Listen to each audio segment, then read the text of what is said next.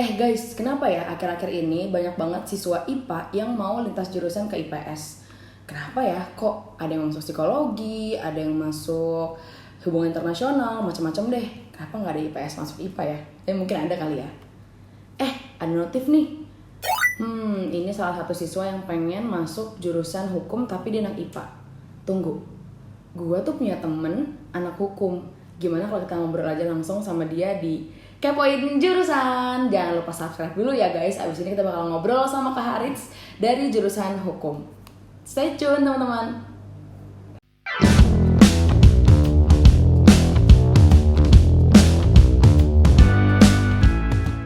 Nah teman-teman, ini dia nih, gue udah panggilin temen gue namanya Kak Haris. Nah buat kalian yang mau nanya-nanya tentang jurusan hukum atau ada yang masih bingung sebenarnya tuh jurusan hukum tuh belajarin apaan, nah mending kita langsung aja ngobrol sama orangnya. Ini dia Kak Haris. Halo Kak. Perkenalkan, nama saya Haris Haryanto SH. Udah SH. Sarjana hukum dan senang hidup ya. Oke. Atau susah hidup ya. Jangan sampai susah hidup. Iya jangan sampai ya. Oke, Kak Haris ini coba dikenalin dulu dari jurusan apa, kemudian dari universitas mana? Oke, gue perkenalkan diri dulu ya, nama gue Haris Haryanto SH. Universitasnya dari UIN Syarif Hidayatullah Jakarta, Fakultas Syariah dan Hukum. Jurusannya ilmu hukum, karena kan takutnya banyak orang yang mindset ini anak UIN ya, pasti hukum syariah. Enggak, gue dari ilmu hukum yang notabene memang itu hukum konvensional. Oke, jadi nggak usah lama-lama lagi, kita langsung aja kulik Kak Haris ini tentang jurusan hukumnya. Kita langsung masuk ke pertanyaan yang pertama. Hal-hal apa aja yang dipelajari di ilmu hukum secara garis besar, dan ilmu hukum tuh ngomongin apa sih sebenarnya Kak? Oke, jadi gini. Sebenarnya mungkin kalau kita tahu bahwa kayak hukum tuh identiknya dengan belajar undang-undang nih, gue tebel banget undang-undang, tebel-tebel ya kan. Sebenarnya nggak juga.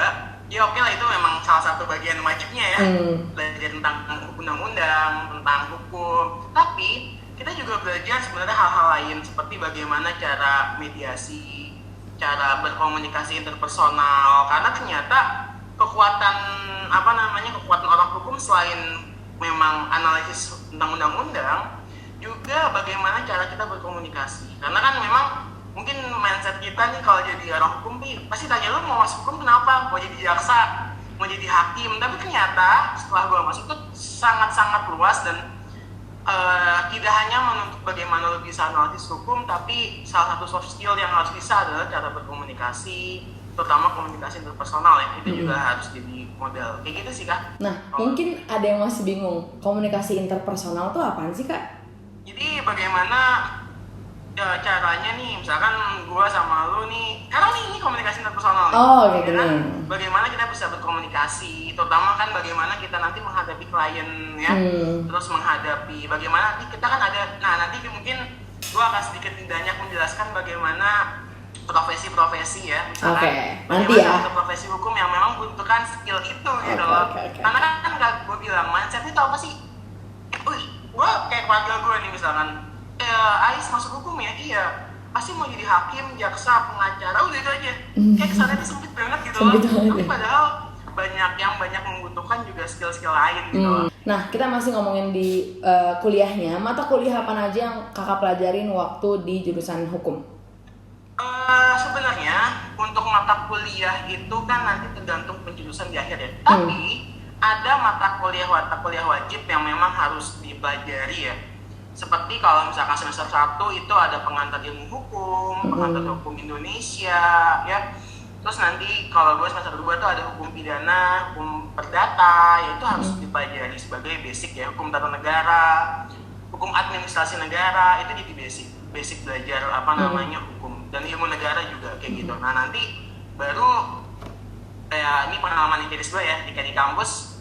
Berarti tergantung penjurusan nanti akan berbeda-beda setiap penjurusan kayak gitu. Tapi itu basic yang harus dipelajari, mata kuliah wajib yang harus dipelajari. Tadi sempat lu ngomong hukum Indonesia. Kalau ngomongin hukum Indonesia berarti kan lokal. Berarti ada yang interlokal dong Kak?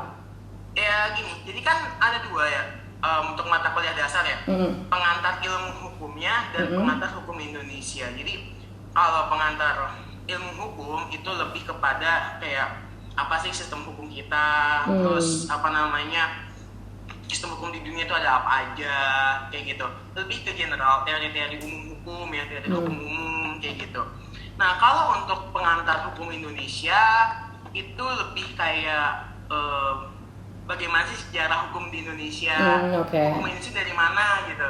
Karena kan kita tahu ya bahwa hukum kita masih ngadopsi sistem hukum Belanda sampai sekarang. Itu kenapa bisa kayak gitu? Nah lebih kayak gitu sih. Nah sekarang kita nanya soal prospek kerja. Tadi kan Kak Harit udah sering bilang nih, emang biasa juga gitu ya teman-teman ya. Kalau misalnya ada yang nanya, lu mau masuk mana? Hukum. Oh lu mau jadi jaksa tadi kayak Kak Harit bilang. Nah sekarang coba kita tanya, emang ada apa lagi sih Kak selain yang sudah disebutkan itu? Oke, sebenarnya tadi ya, hukum itu nggak sempit jadi jaksa, hakim, pengacara. Banyak, misalkan ada profesi mediator. Itu yang kayak gue bilang tadi, yang butuh komunikasi interpersonal ya. Jadi, ibaratnya sebelum masuk ke pengadilan nih, pihak-pihak yang bersengketa itu diajak mediasi dulu, diajak rembukan dulu. Kenapa gitu kan. Sambil mereka mencari solusinya bersama-sama. Terus ada juga profesi arbiter ya. Arbiter itu kayak hakim, tapi ini swasta sifatnya. Jadi nggak di pengadilan yang pemerintah kayak gitu. Terus ada lagi kurator untuk ngurus masalah harta pilot. Terus ada legal officer. Nah ini yang justru malah jadi inceran anak-anak milenial nih. Kenapa emangnya? Legal officer di corporate ya, karena kan apalagi bisa di corporate gede, bisa perusahaan besar, itu malah justru jadi inceran banyak anak muda sekarang ya kan, kerja di legal officer, kerja di SCBD ya. Anak TikTok nih masih nih. Itu justru malah jadi banyak peluang gitu loh, banyak jadi cita-cita milenial, anak milenial gitu loh. Makanya hukum bisnis itu jurusan cukup paling laku. Iya. Jadi jurusan cukup paling laku gitu loh, karena itu legal officer seperti itu. Kalau nggak salah lu juga kayak gitu ya Kak sebenarnya?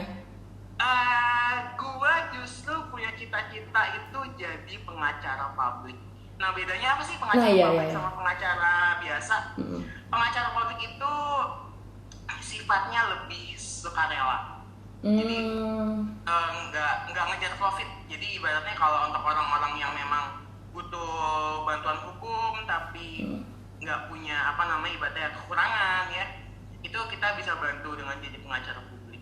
Nah kalau kayak gitu berarti dananya dari mana Kak? Kan perlu dana dong. Kan biasanya pengacara publik itu kan di bawah naungan lembaga bantuan hukum. Nah kayak gitu nanti ya. Maksudnya tidak semua pihak bisa, kan semua orang mungkin aja punya masalah ya Kak ya. Tapi mungkin tidak semua orang mampu menyewa pengacara. Gitu. Anda baik hati sekali ya sepertinya. Wow. Gue cita-cita pengen jadi pengacara publik sih, kayak keren aja soalnya. Oke. Sip. Semoga terwujud ya, doakan teman-teman. Amin.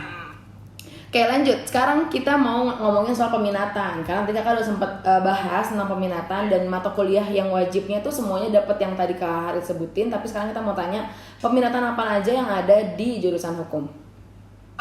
Sebenarnya kalau masing-masing kebijakan kampus beda-beda ya. Cuman kalau pengalaman empiris gue pas di kampus gue itu juga ada praktisi hukum, ada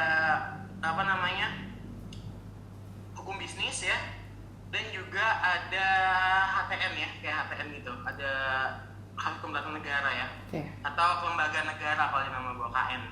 Nah kalau di hukum yang jurusan gue ngambil jurusan praktisi hukum ya, itu outputnya lebih kepada jadi advokat. Jadi gue belajar bagaimana cara praktek sidang ya, bagaimana cara membuat pembelaan, membuat gugatan. Nah kalau hukum bisnis itu lebih tadi ya diarahkan menjadi legal officer, notaris, bisa jadi legal officer di kantor ya, yang fungsinya legal officer tuh bikin agreement ya, ngecek kontrak kayak gitu. Atau lembaga negara itu lebih kepada belajar misalkan jadi legal drafting atau pembuat undang-undang ya, menyusun undang-undang. Ada nggak pengalaman menarik di jurusan yang atau peminatan yang lo ambil itu? Karena gue praktis hukum ya, jadi kerjaan gue memang praktek sidang. Praktek sidang. Susun ngedraft gugatan, ngedraft pembelaan ya.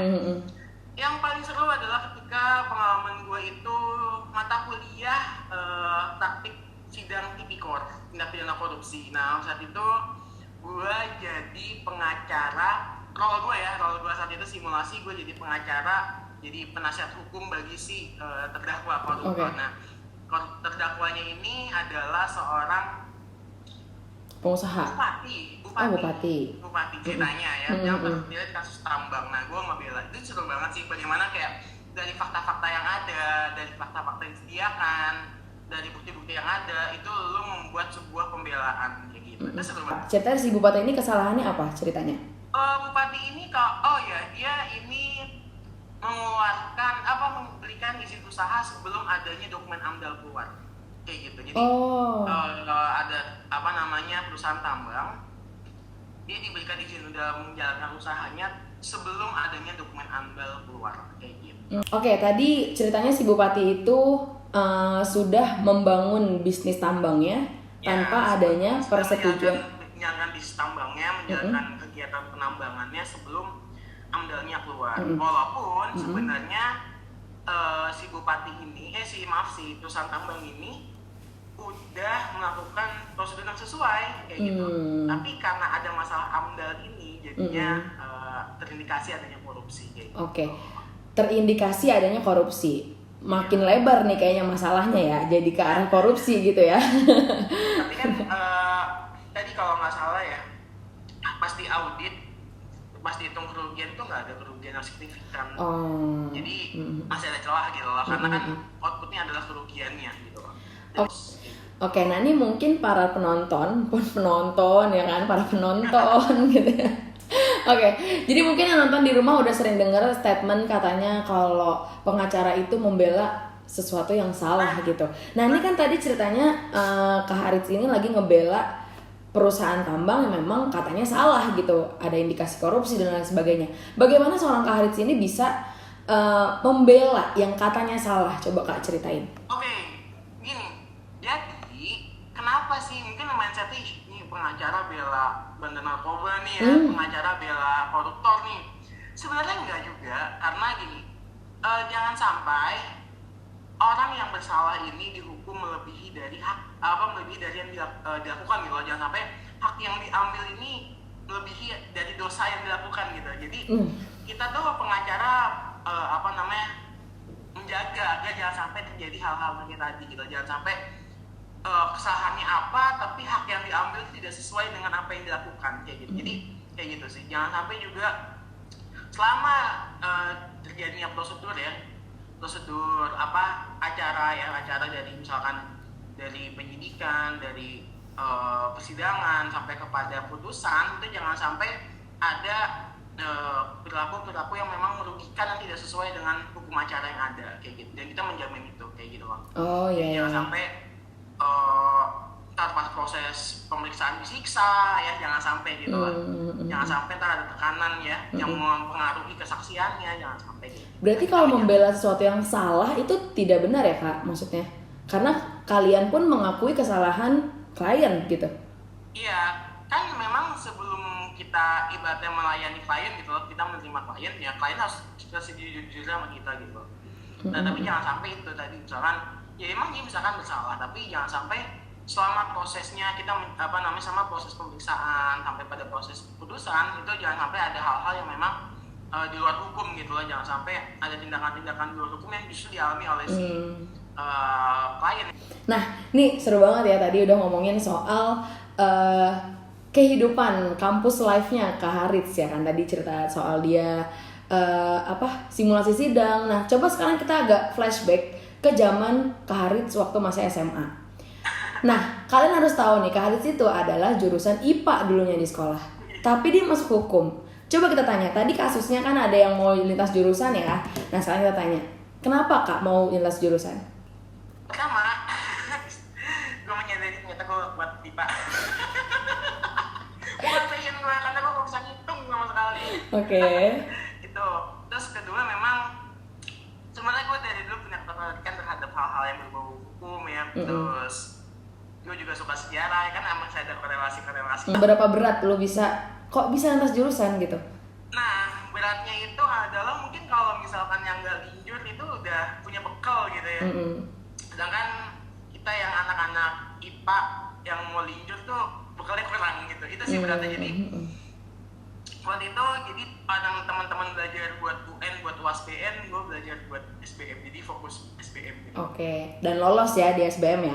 Alhamdulillah lolos. Oke, pelajaran apa yang paling kepake selama lo di hukum? Maksudnya lo tahu kan, waktu SMA ada sejarah, sosiologi, ekonomi, geografi. Nah, pelajaran apa nih yang paling kepake banget di karena gue jurusan hukum? IPA dan gue gak mendapatkan sosiologi dan geografi ya. Sosiologi, geografi gue gak dapet. Mungkin PKN, sumpah itu PKN jadi basic sih. Oh, Karena kebetulan juga waktu kuliah itu gue aktif jadi anggota debat di tingkat SMA, debat konstitusi, debat hukum tingkat SMA. Itu sih, itu yang jadi basic gue sebenarnya di hukum. Dan akhirnya lo milih hukum gitu ya? Ya, karena gue juga dulu delegasi debat di sekolah SMA. Oh iya, gue baru ingat nih. Ketika lo memilih hukum, kenapa lo tidak memilih jurusan-jurusan lain yang setara sama hukum? Misalnya kriminologi atau hubungan internasional gitu? Karena hukum itu kalau gue rasa ya, itu lebih general gitu loh. Bisa banyak peluangnya banyak dan lebih general sih. Mungkin contoh kayak misalkan, ya ini sepemahaman gue ya, mungkin maaf kalau misalkan salah ya. Contoh misalkan kayak ada lomba MUN ya, Model United Nation ya, bagaimana lomba itu kalau tidak salah simulasi sidang PBB ya, lobby-lobby. Nah itu selain jadi domainnya anak HI, itu juga jadi domain anak hukum gitu. Anak hukum bisa berkecimpung di situ. Kayak gitu. Jadi hukum itu luas banget. Bahkan nih, selama gue kuliah hukum, gue di hukum itu mempelajari ilmu kriminologi, ilmu antropologi, ilmu sosiologi, itu gue pelajari gitu. Kita juga belajar hukum adat. Kan hukum adat kan terkait juga dengan antropologi. Ada antropologi yang jadi bahasan dari hukum adat gitu. Menurut gue hukum tuh cukup luas cakupannya gitu, nggak terbatas. Ya udah hukum aja, tapi kita belajar kayak sosiologi. Karena kan memang sosiologi sama hukum juga berhubungan ya. Mungkin kalau kita belajar sosiologi kan kita belajar norma ya. Yang norma salah satunya kita mempelajari hukum. Terus antropologi juga. Sama tadi ada kriminologi sebagai ilmu bantu kayak gitu. Oke. Nah, seingat gue ya, di hubungan internasional itu ada yang namanya hukum internasional. Nah, apakah di hukum juga mempelajari hukum internasional, Kak? Iya,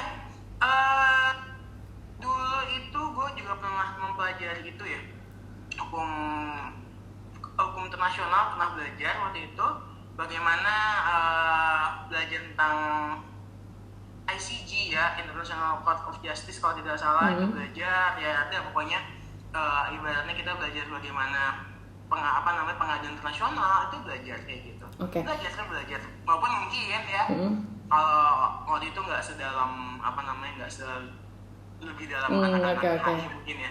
Nah, bagaimana dengan kriminolog, Kak? Apa perbedaannya? Perbedaan jelasnya antara jurusan hukum sama kriminolog? Sebenarnya kriminolog itu jadi ilmu bantu bagi orang-orang yang belajar hukum pidana ya. Selain kriminologi juga ada kriminalistik ya kan, karena kalau kriminologi kan kalau sepengetahuan gue ya, itu mempelajari mengenai kenapa sih seorang ini bisa melakukan kejahatan gitu. Nah, itu dia. Jadi itulah kalau kriminalistik kan metode-metode yang gue pelajari waktu itu ya adalah metode-metode yang digunakan seseorang untuk melakukan kejahatan kayak gitu. Itu dia. Dan itu menjadi ilmu bantu bagi orang-orang yang memang berkecimpung di dalam hal pidana ya kayak gitu. Itu dia. Kayaknya seru banget nih kalau misalkan kita ngobrolin soal kasus-kasus yang seru-seru gitu, misalnya kasus pembunuhan misalnya atau kasus apa sih biasanya menurut lo, kasus apa yang menurut lo paling disukai masyarakat? Bukan disukai ya, maksudnya ini kalau orang tahu ini bakal booming banget gitu. Mungkin lo pernah ngobrol sama teman-teman lo tentang kasus-kasus tertentu di zaman masih kuliah? Sebenarnya kasus apa yang booming ya tergantung siapa sih penikmatnya ya. Iya juga ya. Ibu-ibu lebih suka kasus perceraian ya. Saya juga. terus. Kalau aktivis lingkungan, kasus tentang lingkungan ya. Bagaimana kasus mengenai lahan yang dari deforestasi dan segala macam. Atau mungkin kalau pegiat-pegiat HAM ya pasti kasus-kasus menyangkut mengenai HAM. Bahkan gue ini juga kan dulu pernah ikut pelatihan mengenai hak asasi manusia ya selama 1 bulan. Jadi gue ikut pelatihan tentang bagaimana hak asasi manusia, karena itu juga jadi domainnya anak-anak hukum gitu loh. Nah itu juga seru ya, kayak mempelajari bagaimana isu-isu HAM, bagaimana penyelesaian kasus HAM, terutama HAM-HAM internasional ya, banyak macam-macam. Oke, nah berarti dari semua cerita lo itu tadi kan kasus tuh banyak banget ya kak. Kasus itu bisa dilihat dari segala macam perspektif. Berarti orang hukum itu harus tahu di segala bidang. Maksudnya ada aktivis lingkungan, ada HAM, ada perceraian yang apakah orang hukum itu ada bagian ya, misalkan nih gue tuh expertnya di kasus perceraian, nih gue nih expertnya di kasus lingkungan, apa ada yang kayak gitu kak di hukum? Sebenarnya sih memang ada bagian-bagiannya ya, karena mungkin kalau untuk expert semuanya kayaknya agak sulit ya, tetap ada bagian-bagiannya gitu. Tetap mungkin orang yang memang concern di isu-isu lingkungan dia akan lebih karena memang kita juga mempelajari hukum lingkungan loh, ada hukum lingkungan juga. Kita belajar tentang hukum lingkungan ya, mereka lebih expert dalam hal itu gitu. Jadi emang kayak di kampus aja kan dosen masing-masing kan, ada yang memang dosen ini ahli hukum tata negara, dosen ini ahli hukum pidana ya, dosen ini ahli hukum perdata misalkan. Tapi kalau waktu itu mengutip kutipannya perkataannya Prof. Edi Hiaris ya, mungkin yang dulu terkenal pas sidang PHPU-nya Jokowi versus Prabowo gitu ya. Kan dia sempat diundang kan, beliau ini ahli hukum pidana, tapi ditanya kok jadi saksi ahli dalam kasus PHPU. Beliau bilang sebenarnya inti dari hukum itu adalah ketika kita bisa memahami asas-asas hukum ya, asas-asas kaidah-kaidah hukum, itu intinya sih. Kalau kita memahami kaidah-kaidah hukum, asas-asas hukum, mungkin kita bisa melihat soal hukum dalam berbagai macam jenisnya dengan jelas gitu. Kalau kita tahu kaidah-kaidah hukum kayak gitu, itu aja sih mungkin. Iya, karena luas banget ya hukum tuh kalau gue pikir-pikir ya, dengan kasus yang sangat banyak. Iya, sekarang aja hukum yang ngatur tentang bagaimana lo bersosial media aja kasusnya banyak banget kan kak. Ada ahli hukum ITE, ada ahli hukum pendidikan pun ada, pendidikan kesehatan, tenaga kerja, itu macam-macam tuh ada. Oke. Jadi makanya ekspertisnya beda-beda ya kan. Tapi itu intinya kalau kata Prof. Edi Hiaris itu ya asal kita tahu kaidah hukum ya itu nggak masalah. Itu intinya adalah kita memahami kaidah-kaidah hukum. Makanya kekuatan dari orang hukum ya, selain tadi kekuatan drafting, analisis, itu juga bagaimana kita mengetahui kaidah-kaidah hukum. Gitu sih. Oke, terima kasih Kak Harits atas pencerahannya. Nih gue yakin banget pasti banyak banget yang udah nggak sabar makin pengen masuk hukum, dari IPS masuk hukum, dari IPA masuk hukum, silakan aja lah ya. Ini anak IPA juga bisa kok di hukum, udah SH dia, ya kan? Udah sukses dia, kita doain dia makin sukses lagi. Oke Kak Harits, terima kasih banyak atas waktunya. Goodbye dulu sama teman-teman di rumah. Dadah teman-teman, semoga jadi anak hukum ya, kalau semoga jadi makanan merah ya. Oke, terima kasih Kak Harits, bye-bye. Oke guys, nah tadi kita udah ngobrol sama Kak Harits dari jurusan hukum. Kalau kamu ngerasa butuh jurusan-jurusan yang lain, kamu bisa tulis di kolom komentar. Dan jangan lupa juga kalau kamu merasa video ini bermanfaat, jangan lupa untuk klik like dan juga subscribe. Jangan lupa juga untuk klik video-video lain di YouTube channel Bimbel SG. Kita ketemu di video lainnya, bye-bye.